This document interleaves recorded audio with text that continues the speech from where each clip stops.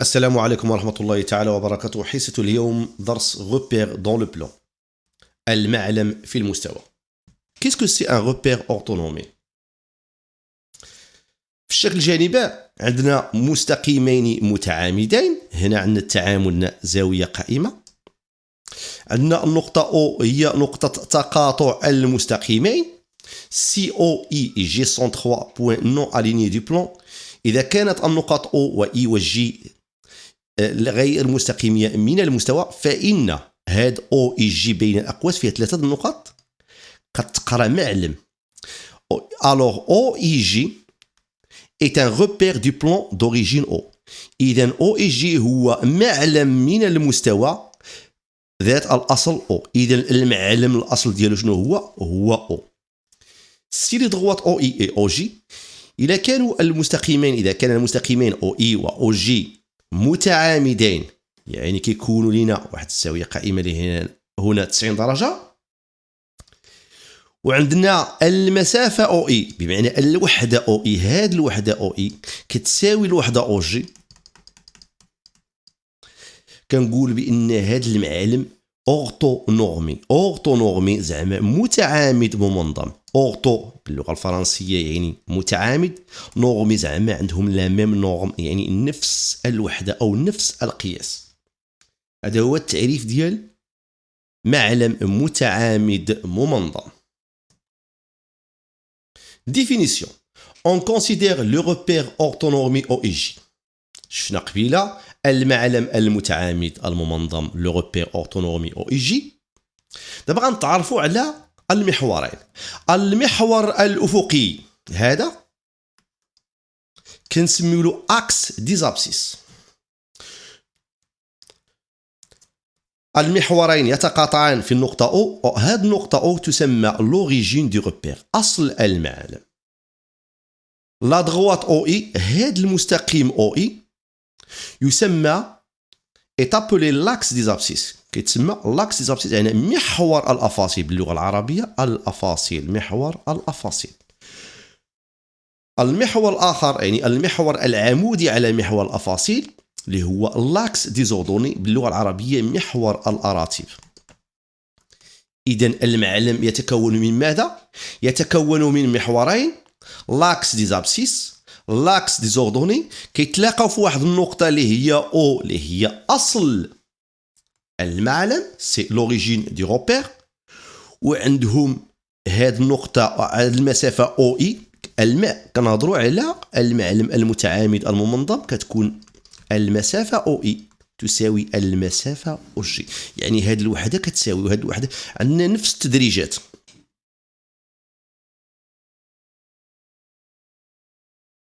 Coordonnées d'un point باللغة العربية إحداثيات نقطة.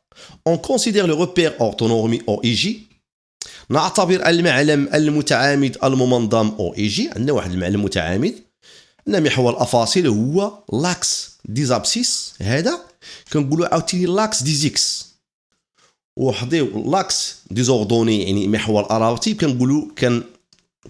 كنقولوا له إيغريك يعني لاكس دي زيغريك. عطينا واحد النقطة ام من المستوى كتنتمي لهذا المعلم هي النقطة ام.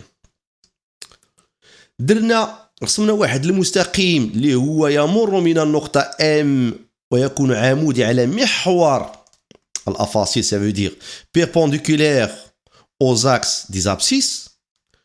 النقطة ديال التقاطع ديال المستقيم اللي كيمر من النقطة ام وعمودي على محور الأفاصيل يعني لاكس دي زابسيس. النقطة ديال التقاطع هي هذه سمينا ليها هذاك العدد سمينا ليه اكس ام يعني هاد النقطة هذه هي نقطة ولكن العدد اللي كاين هنا سمينا له اكس ام. هاد اكس ام شنو هو اوف سول ديال النقطة ام. اكس ام اي لابسيس دو بوين ام. هذا اكس ام راه هذا عدد ماشي نقطة اكس ديال نقطة ام يعني اوف سول كتقرا اوف سول لابسيس دو بوين ام. درنا عاوتاني واحد المستقيم يمر من النقطة ام عمودي على محور الأراتب يعني بيربونديكولير à l'axe des ordonnées. النقطة ديال التقاطع ديال المستقيم العمودي على محور الأراتب هنا هذاك العدد اللي كاين على هذاك المحور الاراتيب يسمى إيكغيك ام، وإيكغيك ام ماذا يسمى ذلك العدد؟ هو أورثو، سي لوردوني دو بوين ام. إيكغيك ام اي لوردوني دو بوين ام. إذا شنو فهمنا؟ إذا كان عندنا واحد النقطة مثلا كتنتمي للمعلم متعامل منظم، عندها جوج ديال الحوايج، عندها الأوفسول إلى لابسيس اي لوردوني. ام a pour كنقولوا a pour coordonnées xm et ym sont les coordonnées de m. بمعنى xm و ym هما إحداثيات أو زوج إحداثيات النقطة m، وكنكتبوا بهذه الطريقة. كنبداو بالأول كنديروا m، كنحلوا الأقواس. في الأول كنديروا الأوفسول سافو دير لابسيس، هذاك العدد اللي كيكون على محور الأفاصيل يعني المحور الأفقي اكس ام. كنديروا فاصله من فوقها نقطه، عاد كنديروا ايغريك ام. شنو هو ايغريك ام؟ هو العدد اللي كيكون في محور الاراتيف، سافو دير سور لاكس ديزوردوني. وكنقولوا ام باللغه الفرنسيه ام ا بور كوردوني اكس ام ايغريك ام، او كنقولوا اكس ام اي ايغريك ام سون لي كوردوني دو بوين ام.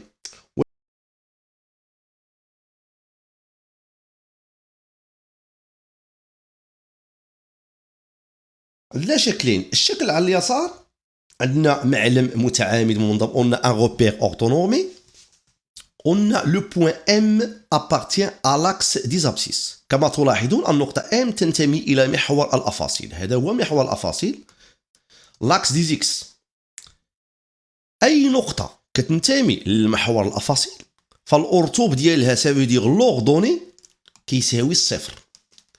M est un point de l'axe des abscisses alors YM égale à 0. بمعنى عندنا النقطة M كتنتمي هاد لاكس دي زابسيس. إلا بغينا نعرفو حنا الأورتوب سافو دير لوردوني، شنو كنديرو لوردوني؟ كنرسمو مستقيم يمر من هاد النقطة عمودي على محور الأراتيب لاكس دي زوردوني.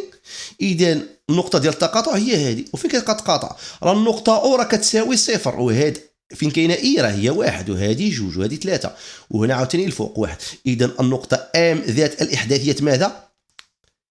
اكس ام وصفر، وهاد اكس ام الا بغينا نتبعوا التدريجات هي واحد جوج ثلاثه، غادي تكون اربعه. اذا ام ذات الاحداثيات اربعه صفر. ام ذات الاحداثيات ام ا بور كوردوني 4 0 او اكس ام 0 appartient à la droite OI. ça veut dire à l'axe des abscisses، يعني النقطة M تنتمي إلى محور الأفاصيل. نمروا النقطة M بالنسبة مثلا عندنا شي نقطة معينة كتنتمي لمحور الأراتيب l'axe des ordonnées. M est un point de l'axe des ordonnées alors XM égale 0. النقطة M هي هذه. فين هو الأوفسول؟ إلا بغينا نعرفوا الأوفسول خصنا نرسمو مستقيم يمر من ام عمودي على محور الأفاصيل. إلا رسمنا راه هو هذا هو المحور الأراتيب، إذا غيتقاطع في هذه النقطة أو أو عندها شنو عندنا هنا؟ عندنا صفر. إذا الأوفسول هو صفر، والأورتوب لوردوني إيكغيك ام. إلا بغينا نعرفوا إيكغيك ام عن طريق الوحدة هي واحد جوج ثلاثة، إذا غتكون عندنا هنا أربعة، إذا غتكون عنده صفر أربعة. بمعنى أي نقطة كتنتمي إلى محور الأراتيب tout point appartenant à l'axe des ordonnées son abscisse égale 0. Comment lire les coordonnées d'un point؟ كيف نقرأ إحداثيات نقطة؟ عندنا المعلم المتعامد الممنظم أو إي جي هو هذا. عندنا واحد النقطة أ كتنتمي له، حطيناها المهم رسمناها على المعلم. بغينا الإحداثيات ديال هاد النقطة أ. كيفاش؟ شنو هي الطريقة باش كنقراو الإحداثيات ديال النقطة أ؟ مثلا واحد النقطة معينة، on commence par tracer la parallèle à chacun des axes passant par A. بمعنى شنو كنديرو؟ كنمشيو لهاديك النقطة أ، كنرسمو واحد المستقيم يمر من أ عمودي اما كيكون يوازي مثلا المستقيم، مثلا نرسموا مستقيمين، اما غنرسموا مثلا المستقيم الاول يمر من يوازي محور الاراتيب، سافو دير لاكس دي زوردوني. اوترومون دي الا كان كيوازي لاكس دي زوردوني غيكون عمودي على محور الافاصيل. هذيك النقطة ديال التقاطع ديال المستقيم الذي يمر من وعمودي على محور الافاصيل، هذيك النقطة هذاك هو الافصول. اذا الافصول ديالها اكس شنو هو؟ غيكون 3. هي الطريقة. اذا فوالا غنتراسيو واحد المستقيم يمر من يوازي محور الاراتيب او عمودي على المحور الافاصيل، وهذيك القيمه، هذيك النقطه ديال التقاطع ديال المستقيم مع محور الافاصيل، هذاك هو الافصول، حيت هذا محور الافاصيل سي لاكس دي زابسيس. On lit la valeur de l'abscisse du point M à l'intersection entre l'axe des abscisses et la parallèle à l'axe des ordonnées. بمعنى نقرأ قيمة الأفصول النقطة M. تقاطع هي التقاطع ديال لاكس دي زابسيس يعني محور الأفاصيل والمستقيم الموازي لمحور الأراتيب. إذن هذه القيمة أو التقاطع ديال المستقيم الذي يمر من يوازي محور الأراتيب، التقاطع مع محور الافاصيل، هذيك القيمه هو الافصول. اما الارتوب كنرسموا عاوتاني واحد المستقيم يمر من يوازي محور الافاصيل، التقاطع ديال هذاك المستقيم الموازي لمحور الافاصيل مع محور الاراتيب، هذيك القيمه هي الارتوب. شنو الارتوب؟ قلنا هذا المحور ديال لي زيكس وهذا محور ديال لي زيغريك. اتونسيون في تري اتونسيون، المحور الافقي هذا محور افقي لاكس دي زابسيس كنقولوا لاكس دي زيكس. المحور العمودي كنقولوا هذا محور العمودي كنقولوا لاكس دي زيغريك. الوغ الافصول هو اكس ولكن الارتوب هو ايغريك ما تخلطوش. اذا ايغريك ايغال كومبيان؟ ايغال 2. ونقدروا مباشره نجيو نكتبوا pour coordonner quoi. On commence toujours par l'abscisse. L'abscisse c'est quoi? C'est 3. L'ordonnée c'est quoi? C'est 2. Alors A pour coordonner 3 et 2. النقطة ذات الإحداثيات 3 و2.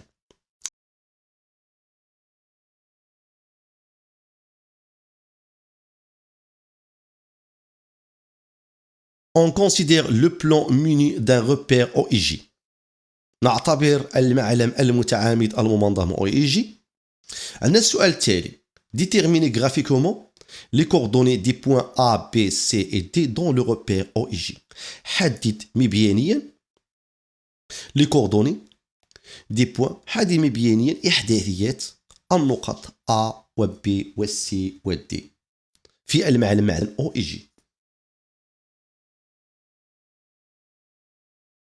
هذا المحور الأفقي سي لاكس دي زيكس، ça veut dire l'axe des abscisses. وهذا الفوق هذا المحور العمودي هو محور الأراتيب لاكس دي زوردوني، لاكس دي زيغريك. غادي تعطيو ليا اوسي لي كوردوني دي بوين اي جي.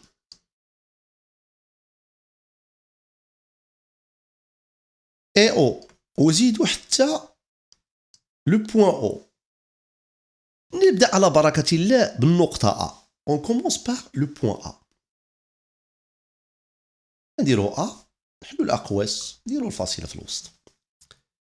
بغينا الافصول لابسيس دو بوين ا. شنو كنديرو؟ كنرسمو واحد المستقيم يمر من النقطه ا يوازي محور الاراتيب او عمودي على محور الافاصيل كيف. اذا غنديرو بحال كنديرو الاسقاط. اذا الافصول، اذا النقطه ديال التقاطع المستقيم الذي يمر من وعمودي على لاكس دي زابسيس، النقطه ديال التقاطع هي هذه. غادي نتبعوا الوحده اي راه هي او اي راه كتعادل 1، هذه 2. اذا الطرف المقابل هنا غادي شنو غادي تكون عندنا؟ غتكون عندنا ناقص 1 وهذه ناقص 2. اذا الافصول شنو هو؟ اذا ناقص 2. الأورتوب غادي نرسمو المستقيم يمر من وعمودي على المحور ديال الأراتيب. Ça veut dire on va tracer une droite passant par le point A perpendiculaire à l'axe des ordonnées. إذا غادي نديرو حنا النقيطات وكذا التقاطع. غادي نشوفوا الوحده بالنسبه للمحور الاراتيب. هذا محور الافاصيل لاكس دي زابسيس ادغوا دو 0 1 2 3 4 5 6. المحور الاراتيب كنشوفوا الفوق الاعداد الفوق او جي راك تعادل واحد، وهذه جوج وهذه ثلاثه. اذا لتحت غيكون عندنا الاعداد السالبه ناقص واحد ناقص اثنان ناقص ثلاثه.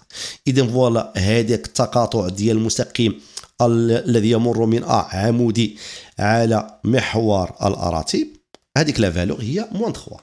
الوغ بور كوردوني موان 2 موان 3. نمروا النقطه بي.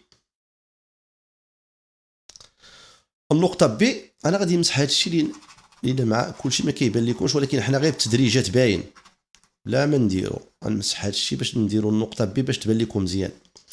النقطه بي هي غادي نديرو مستقيم يمر من بي عمودي على محور الافاصيل. اذا التقاطع كتنطبق مع النقطه اي عندها القيمه واحد.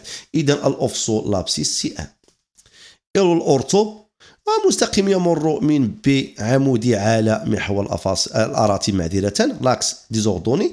التقاطع هي هذه القيمة. إذا 1 2 3 4. إذا هذه القيمة هي 4. إذا بي بور كوردوني 1 et 4. سي بيان. Passons au point C. النقطة سي هي هذه. النقطة سي تنتمي إلى محور الافاصيل. لو بوين سي appartient à l'axe des abscisses. ça veut dire الا كان سي اذا المحور الافصول ديالو هو اكس سي. اكس سي شنو هو؟ اذا واحد جوج ثلاثه. اذا ثلاثه. والأورتوب شنو هو؟ الأورتوب اوتوماتيكمون الا درتو مستقيم عمودي على محور الاراتيب التقاطع هي ديال كتنطبق مع النقطه اولى هي صفر. اذا اي نقطه كتنتمي الى المحور الافاصيل الأورتوب ديالها كيكون صفر.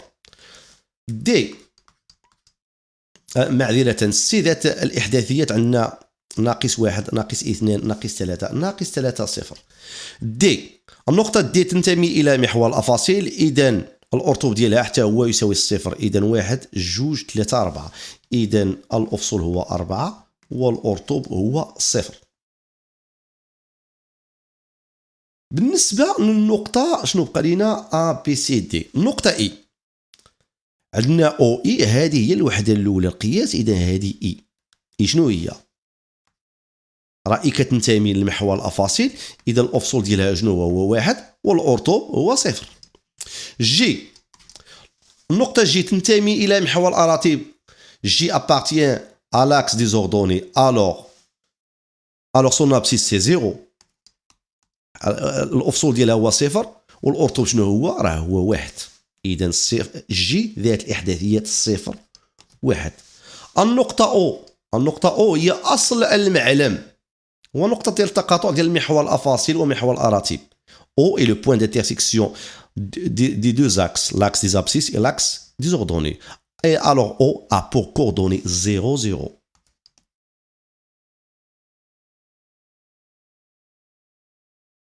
Comment placer un point dont on connaît les coordonnées؟ بلاسي يعني كيفاش غادي نرسموا واحد النقطة في المعلم بحيث كنعرفوا الإحداثية ديال هذيك النقطة. بلاسي دون لو روبير أورتونومي أو جي لو بوين ام a pour coordonnées 2 moins 1. الطريقة كالتالي. On commence par tracer la parallèle à l'axe des ordonnées passé par l'abscisse 2. النقطة ام عندها الإحداثيات جوج ناقص واحد. إذا الأفصول هو جوج. شنو كنديرو؟ غادي نرسمو واحد المستقيم موازي لمحور الاراتيب. محور الاراتيب لاكس ديزوردوني هو هذا كنقسم له ايكغيك وهذا اكس. اذا الافصول غادي نبداو حنا بالافصول. غادي نرسمو واحد المستقيم يمر من هذه القيمه جوج ولكن يوازي محور الاراتيب. اذا غادي نرسمو هذا المستقيم مثلا هكذا مع الطريقه. درنا غير على الله نديرو لكم بالبي سي احسن. اذا رسمنا واحد المستقيم يوازي يمر من لابسيس جوج ويوازي محور الاراتيب. عندنا الأورتوب هو ناقص واحد. غادي نرسمو واحد المستقيم يمر من الأورتوب ناقص واحد. ناقص واحد راه هي هنا لتحت ويوازي محور الأفاصيل. هاد النقطة ديال التقاطع هي هذه. التقاطع ديالاش؟ ديال هذاك المستقيم الموازي لمحور الأراتب والمستقيم اللي رسمنا الموازي لمحور الأفاصيل. هذيك النقطة ديال التقاطع هي هذيك النقطة M. إذا فوالا M هي هذه. M est le point des intersections de la parallèle à l'axe des ordonnées passant par l'abscisse 2 et la parallèle à l'axe des abscisses passant par l'ordonnée -1. النقطة M هي نقطة تقاطع المستقيم الذي يمر من الأفصول 2 ويوازي محور الأراتب، والمستقيم الذي يمر من الأرطوب -1 ويوازي محور الأفاصيل. Placez les points A pour coordonner A pour coordonnées 1, 2, B, A pour coordonnées 3 et 4, C, A pour coordonnées -3, -2, D, A pour coordonnées 0, -4. يلا فكروا شوية في هذا التمرين. أنشئ النقط A ذات الإحداثيات 1 و2، B ذات الإحداثيات 3 4، C ذات الإحداثيات -3 -2، D ذات الإحداثيات 0 -4.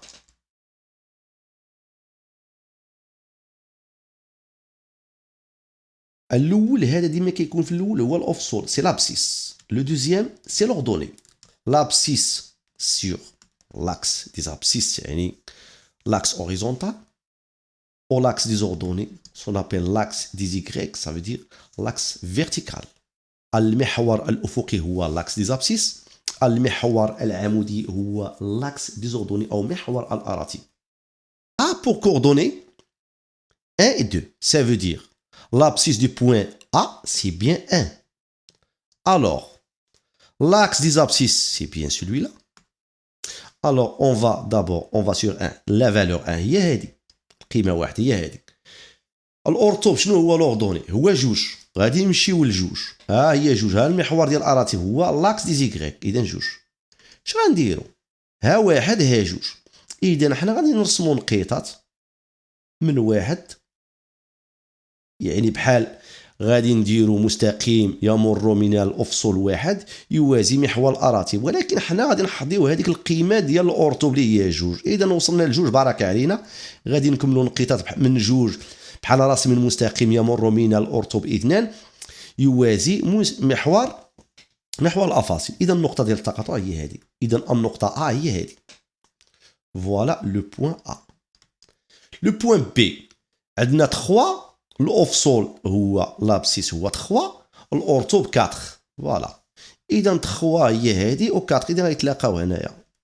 يتلاقاو في هذه البلاصة. إذا هكذا. إذا هذه هي النقطة B. النقطة C -3 -2. C a pour coordonnées -3 -2, ça veut dire l'abscisse est bien -3. -3 c'est là.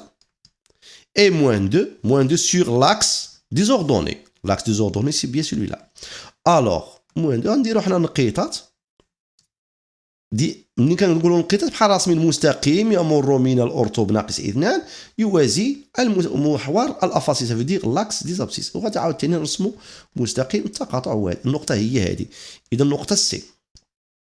النقطة D a pour coordonnées 0 -4. 0 فين هو 0؟ هو هذا. أو -4 شنو هو؟ -4 ها هو لتحت.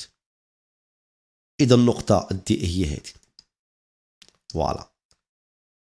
دي كتنتمي لمحور الأراتب.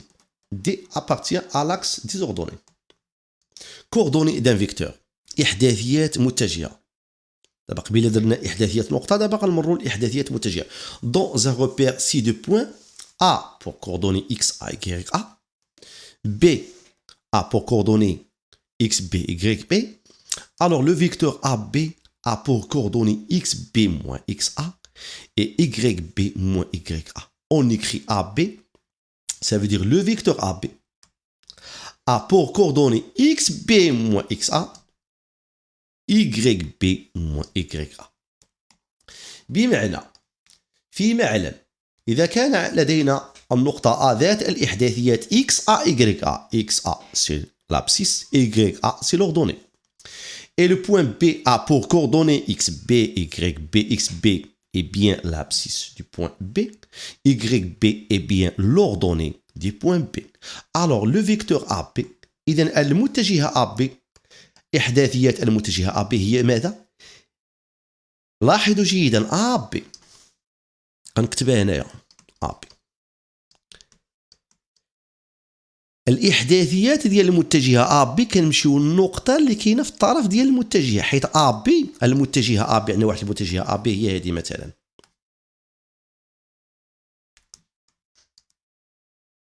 راه تعتبر الاصل ديال المتجهه وبالطرف ديال المتجهه اذا الاحداثيات غتمشيو النقطه الثانيه ديال المتجهه يعني الطرف ديال المتجهه غناخذوا الاوفسول ديال النقطه بي النقطه الثانيه اذا الاوفسول ديال النقطه بي ناقص موان الاوفسول ديال النقطه الاولى ديال ا اذا اكس ا وهاد اكس بي موان اكس ا هذا راه هو اوفسول هذا سي ان ابسيس لابسيس ديال اش ديال لو فيكتور ا بي وبالنسبه للاورتوب ديال لو فيكتور ا بي غادي ناخذوا الاورتوب ديال النقطه بي سافو دير y بي موان y ا يعني x بي موان x ا سي بيان لابسيس du vecteur AB YB moins YA est bien l'ordonnée du vecteur AB.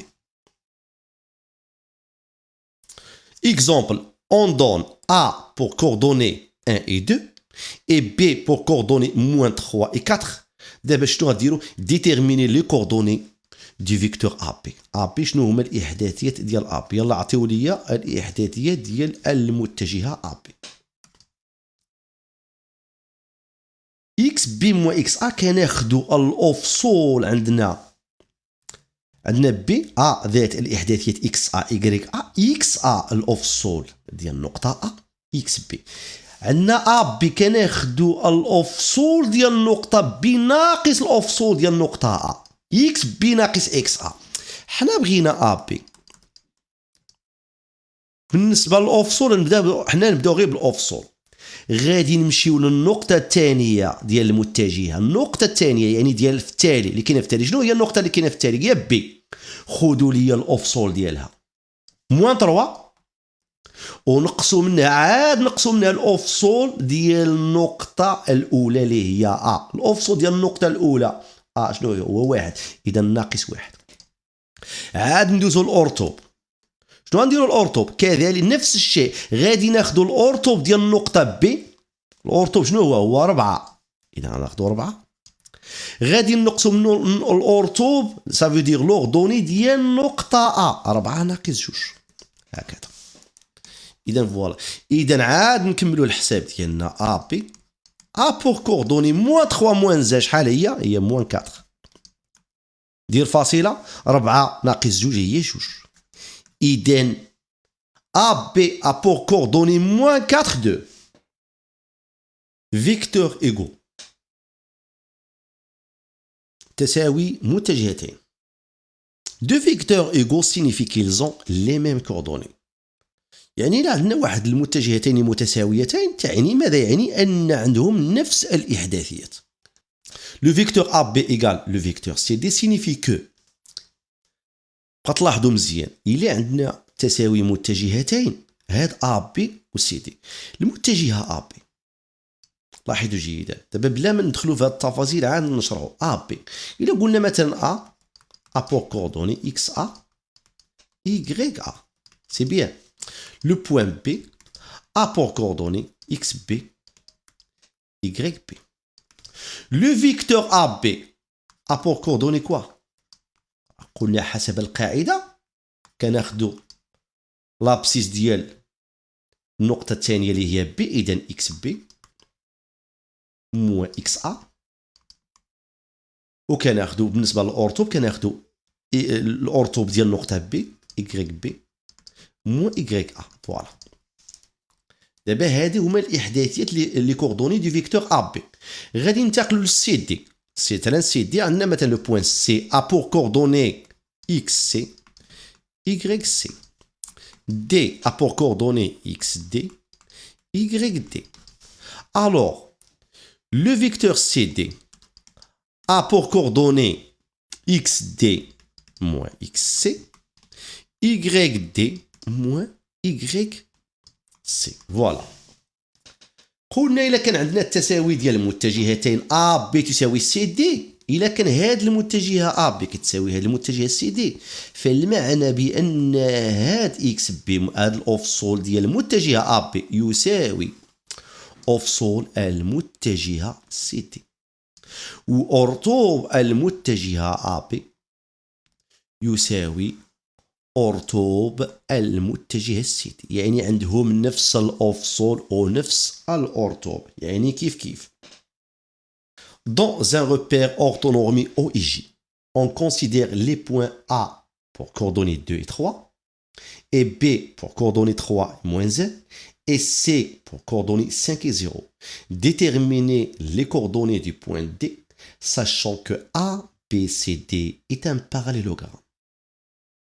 في معلم متعامد ممنظم نعتبر النقط A ذات الإحداثيات 2 3 وB ذات الإحداثيات 3 ناقص 1 والC ذات الإحداثيات 5 0.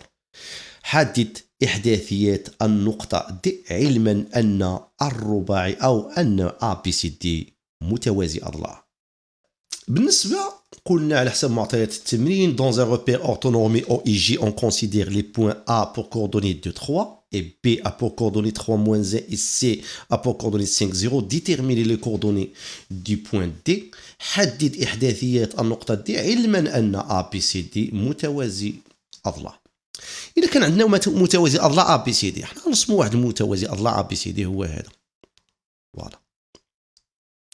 قلنا ABCD متوازي الأضلاع، ها A ها B، راه كنتبعوا السي هكذا، راه ماشي تكتبوا السي هنايا في هاد البلاصه، راه خطأ. السي في هاد البلاصه عاد دي. درنا في درس ديال المتجهات إلا كان عندنا متوازي أضلاع سي اون ان باراليلوغرام باغ اكزومبل A B C D، سولا فو دير كوا؟ بأن المتجهة A B كتساوي المتجهة دي سي، أو المتجهة A D كتساوي المتجهة بي سي. جيد، إذا حنا غادي نديرو A B كتساوي المتجهة ماذا؟ كتساوي المتجهة دي سي.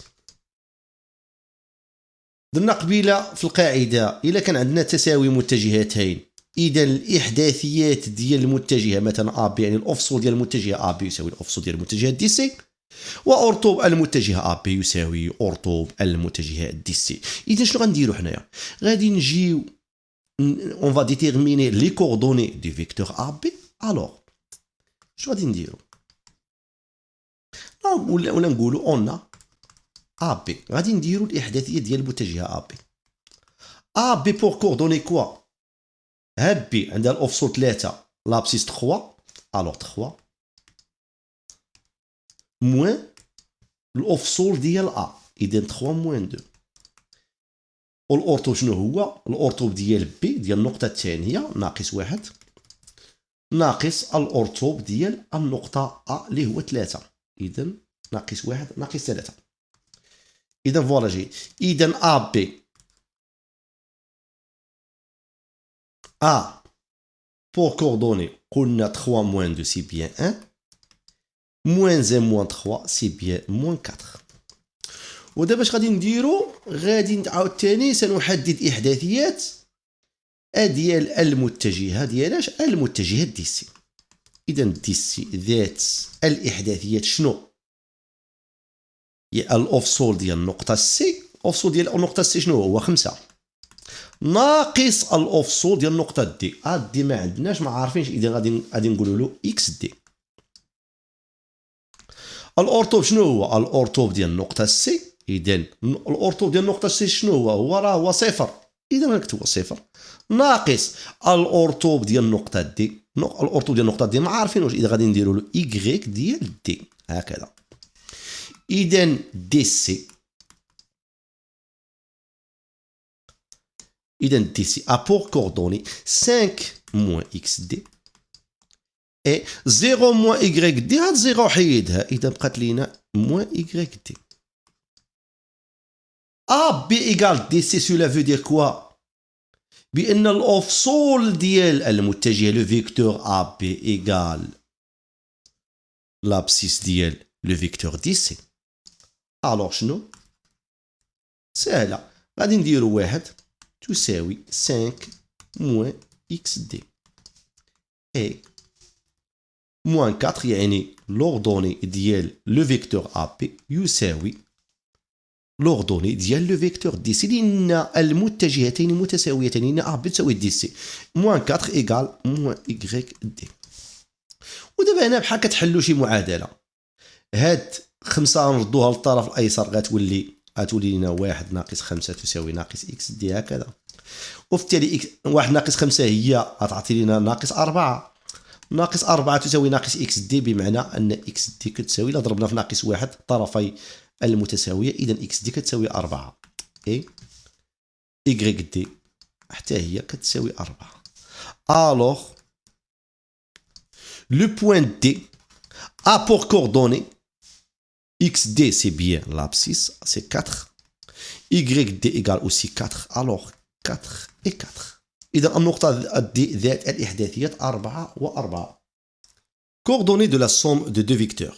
إحداثيات مجموع متجهتين. Si AB, le vecteur AB a pour coordonnées A et C, et le vecteur CD a pour coordonnées B et D, alors la somme des deux vecteurs AB et CD, ça veut dire AB plus CD, a pour coordonnées A plus B et C plus D. بمعنى إذا كان عندنا المتجهة AB ذات الإحداثيات A و C والمتجهة CD ذات الإحداثيات B و D، فإن مجموع المتجهتين AB و CD يعني AB زائد CD ذات الإحداثيات كنجمعوا الأفصول مع الأفصول. الأفصول ديال المتجهة AB زائد أفصول ديال المتجهة السي دي، وبالنسبة للأورطوب كناخدو الأورطوب ديال المتجهة أ بي زائد أورطوب ديال المتجهة سي دي. بكل بساطة أ بي زائد سي دي ذات الإحداثيات أ زائد بي، يعني الأفصول زائد الأفصول، الأورطوب زائد الأورطوب. Exemple, on donne AB, le vecteur AB a pour coordonnées moins 3, moins 2, et le vecteur CD a pour coordonnées 2 et 9. Nous devons déterminer les coordonnées de la somme des vecteurs AB et CD. AB زائد CD قلنا بالنسبة لمجموع متجهتين إحداثية مجموع متجهتين كناخذوا الأفصول ديال المتجهة الأولى والأفصول ديال المتجهة الثانية نديروا لهم المجموع. إذا غناخذوا الأفصول ديال المتجهة AB هو ماذا؟ لابسيس سي بيان موان 3 بلس لابسيس ديال المتجهة CD. إذا موان 3 بلس 2 هذا هو الأفصول. بالنسبة للأورطوب غادي ناخذوا الأورطوب زائد الأورطوب بكل بساطة. بالنسبة لمجموع متجهتين إحداثيات سالب، إذا موان 2 بلس الأورطوب ديال المتجهة سي دي 9. إذا أ بي بلس سي دي A pour coordonnées moins 3 moins plus 2, pardon, c'est moins 1. Moins 2 plus 9, c'est bien 7. إذن عندنا أصلا أو عندنا الإحداثيات 1 1